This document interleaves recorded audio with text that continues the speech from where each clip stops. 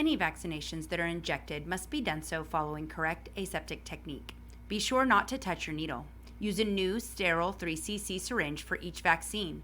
Vaccinations are typically about 1 cc of liquid.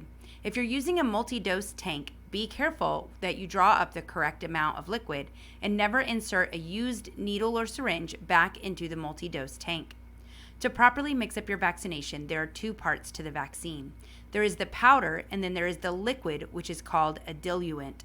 You will insert your needle into the diluent vial first and draw up all the liquid that is inside, which is about 1 cc. Then, without touching the needle, insert it into the powder vial and inject all of the liquid diluent into the powder.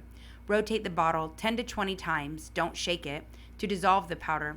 When you're certain all the powder has dissolved, go ahead and pull up the vaccine with your syringe.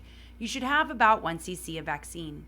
You should change your needle if possible so that it's nice and sharp for the animal. Make sure your syringe always has a needle on it, and the needle has a cap at all times to keep everything sterile.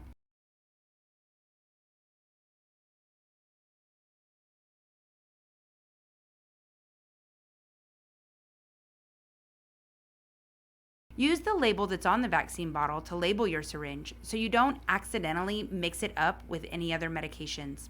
Now your vaccine is ready to be administered. If you can't use your vaccine label for the syringe, mark the syringe with a Sharpie instead. A good rule of thumb is to never have a medication in a syringe that is not labeled.